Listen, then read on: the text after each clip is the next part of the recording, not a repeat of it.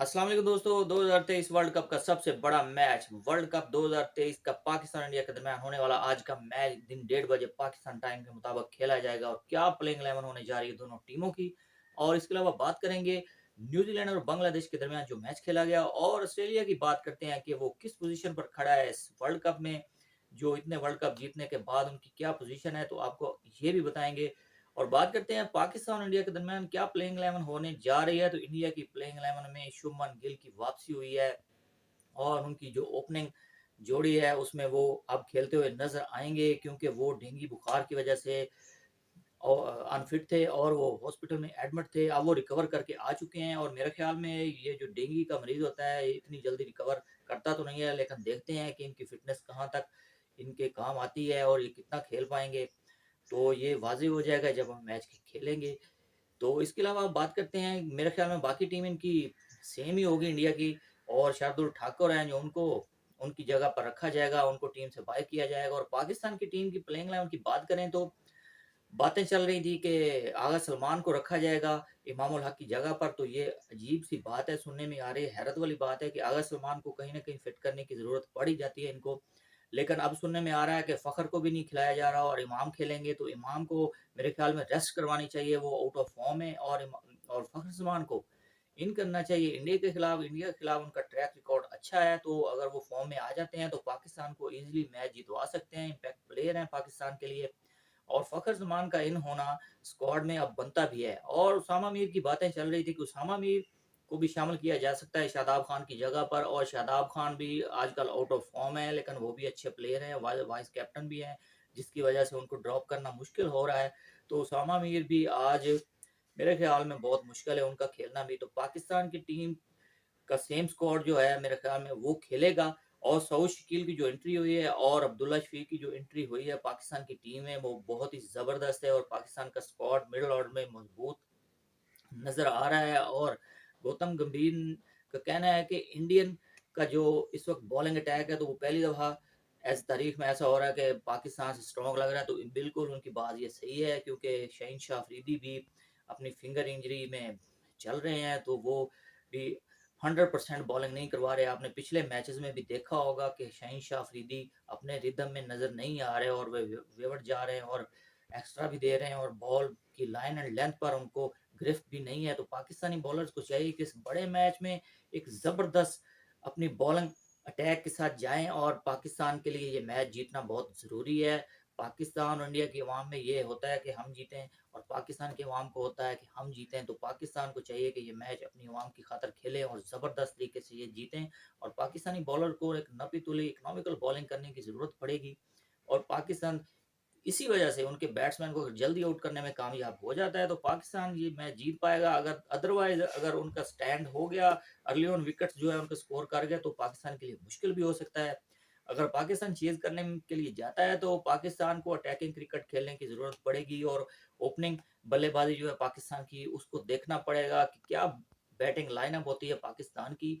और पाकिस्तान के जो मिडल ऑर्डर में अब्दुल्ला शफीक और सऊद शकील हैं, वो भी स्कोर कर रहे हैं, खासी फॉर्म में है माशाल्लाह से। और उसके अलावा इफ्तिखार अहमद को भी आज स्कोर करने पड़ेंगे, और मोहम्मद रिजवान बहुत ही शानदार फॉर्म चल रही है उनकी। तो उम्मीद करता हूँ कि ये मैच अच्छा होगा और पाकिस्तान ये मैच विन करेगा, और पाकिस्तान की आवाम को पाकिस्तान खुशियां देगा, पाकिस्तान की टीम विन करके ये मैच।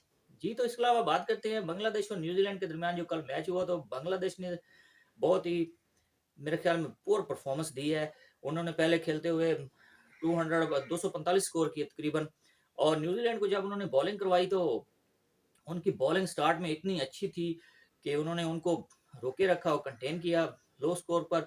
और उसके अलावा उनके जो विकेट गिर गए, तो केन विलियमसन जो अनफिट थे, और उन्होंने आकर टीम को संभाला, और वो अपनी टीम को मुश्किलात से निकाल कर ले गए। यूं वो उन्होंने अच्छी खासी पार्टनरशिप लगा दी, और बांग्लादेश ये मैच छीन लिया। और बांग्लादेश की ये एंड तक आखिर तक पुअर परफॉर्मेंस रही, और बांग्लादेश ने एक मैच को अपने हाथ में किया हुआ, काबू किया हुआ, हाथ से निकाल दिया। वो अच्छी बॉलिंग करने में नाकाम रहे। तो इसके अलावा बात करते हैं ऑस्ट्रेलिया की। ऑस्ट्रेलिया जो मेरे ख्याल में 4-5 वर्ल्ड कप जीता हुआ है, तो ऑस्ट्रेलिया की ये पोजीशन जो है, उनके प्लेयर जो हैं पाकिस्तान लाइनअप से अगर कंपेयर किया जाए, तो उनकी बैटिंग लाइनअप बहुत अच्छी है, अगर ये बात कहनी भी चाहिए। तो ऑस्ट्रेलिया की जो पोजीशन है इस वर्ल्ड कप में तो बहुत ही वीक नज़र आ रही है, और वो दोनों मैच हार चुके हैं अपने, और वो बुरी तरीके से हारे हैं, और उनकी जो एवरेज है वो बहुत ही लो चली गई है, और वो मेरे ख्याल में 9th नंबर पर है पॉइंट्स टेबल पर। और ये मेरे तारीख में पहली दफ़ा ऐसा होगा कि ऑस्ट्रेलिया बिल्कुल पॉइंट्स टेबल के नीचे लगा हुआ है। जस्ट वो जो एक नीदरलैंड है उससे ऊपर है। तो मेरे ख्याल में नीदरलैंड भी जो हारा था एक मैच पाकिस्तान से, अगर उनकी एवरेज अच्छी ना होती तो ऑस्ट्रेलिया 10वें नंबर पर होता। तो ऑस्ट्रेलिया मेरा ख्याल में नंबर 4 में आने के लिए मुश्किल होगी। उनकी बातें जो टॉप 4 में उनको कंसीडर कर रहे थे एक्स क्रिकेटर। तो जो ऑस्ट्रेलिया न्यूजीलैंड और साउथ अफ्रीका की टीमें क्रिकेट खेल रही हैं तो बहुत ही ज़बरदस्त और शानदार क्रिकेट खेली है, उनको कोई भी नहीं रेट कर रहा था। और जिस तरह की उन्होंने क्रिकेट खेली है और जिस ब्रांड का वो क्रिकेट खेल रहे हैं, तो मेरे ख्याल में उनके चांसेस बहुत ही हाई नज़र आ रहे हैं। और और देखेंगे कि अगले मैचेस में वो क्या करते हैं। अभी तो पाकिस्तान के मैचेस भी पड़े हैं उन दोनों टीमों के खिलाफ, और पाकिस्तान को भी एक तगड़े मैचेस खेलने पड़ेंगे। और आज का मैच अगर जो भी टीम जीतती है तो नंबर 4 में कंफर्म जगह बनाने में कामयाब हो सकती है, क्योंकि उनकी एवरेज जो है टॉप पर चली जाएगी और पॉइंट्स भी 6 हो जाएंगे। तो एक ज़बरदस्त मौका है दोनों टीमों के लिए, पाकिस्तान और इंडिया के दरमियान जो आज मैच होने जा रहा है। तो ऑस्ट्रेलिया मेरे ख्याल में फारग है तकरीबन। अगर वो एक आधा मैच और हारता है तो बहुत मुश्किल हो जाएगा। और साउथ अफ्रीका और न्यूजीलैंड की बात करें तो वो पहले ही ऊपर हैं और टॉप पर हैं, उनकी एवरेज भी अच्छी है और वो बहुत ज़बरदस्त क्रिकेट खेल रहे हैं। तो इसके अलावा उम्मीद की जा सकती है कि पाकिस्तान इंशाल्लाह आज का मैच जीतेगा और पाकिस्तान नंबर 1 पर आ सकता है आज का मैच जीतकर, अगर पाकिस्तान अच्छे मार्जिन से जीतता है। जी, तो इसके अलावा बात करते हैं ज़का अशरफ की, जो इंडिया में हैं और पाकिस्तानी क्रिकेट टीम से उन्होंने मुलाकात की है और उनको मोटिवेट किया है। तो मेरे ख्याल में ज़का अशरफ साहब को चाहिए कि वो खिलाड़ियों से मिल तो सकते हैं, लेकिन उनके साथ बैठकर कॉन्फ्रेंस करना और उनसे मुलाकातें करना और उनको मोटिवेट करना, इसकी ज़रूरत नहीं है।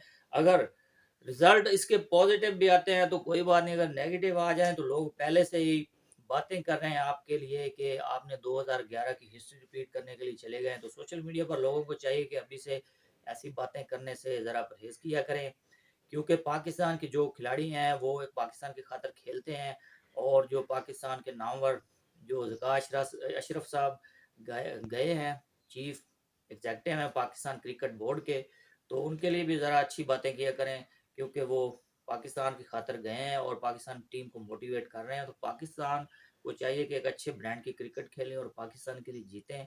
जी, तो दोस्तों अब तक के लिए इतना ही। मज़ीद स्पोर्ट्स अपडेट के लिए मेरे चैनल को कर दें लाइक और सब्सक्राइब। अल्लाह हाफ़िज़।